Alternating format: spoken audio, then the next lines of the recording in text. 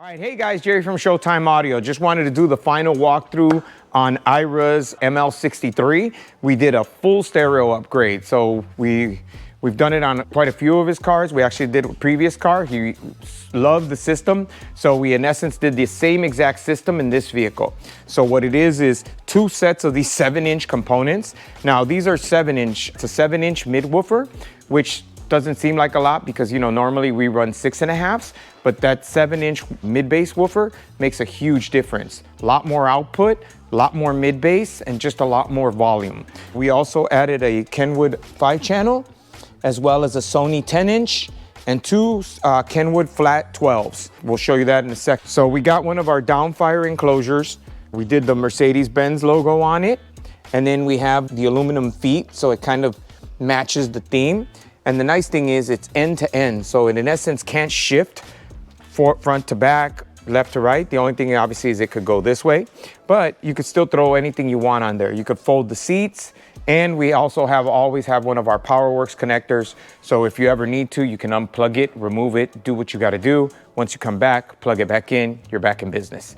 So it makes it super functional. I mean, it is loud. Very simple system. It's two sets of components, 5-channel amp, 2 woofers, and a radio, but makes all the difference in the world. We were able to retain the factory camera, but now it's on a 10-inch screen.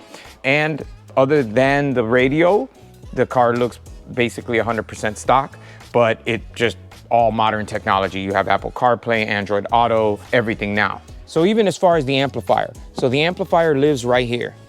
Check that out. So now, just so you know, that's all the stock wiring. And then that's all our wiring right here. So this is all our wiring. And the nice thing is you just literally put all the carpet back. You would never know that the car has a full system in it. Show you the front. As far as the radio goes, this is our Sony 10-inch, right?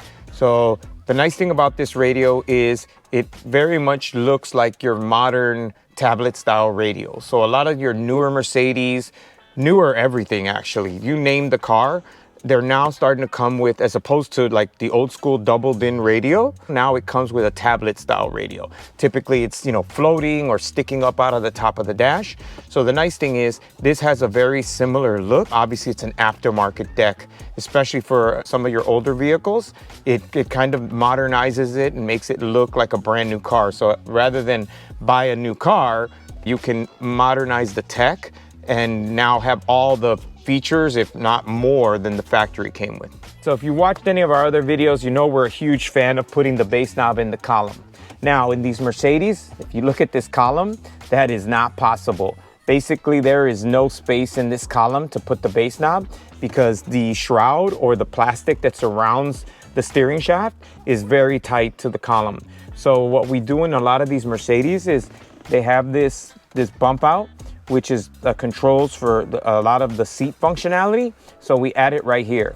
So you just literally reach down and, you know, you can turn the bass up or down right from the seating position. It's not reaching all the way down here, down in the kick, it's actually, you know, you can just put your hand down like this, adjust the bass and go back to driving. So again, we try to make it look, one is as if it came with the vehicle, and two, make it really functional. We're trying to improve the client's experience, not make it more difficult, right? If it's a better experience, you'll enjoy it more and you'll appreciate it more. Visit our website at showtimeaudiochicago.com.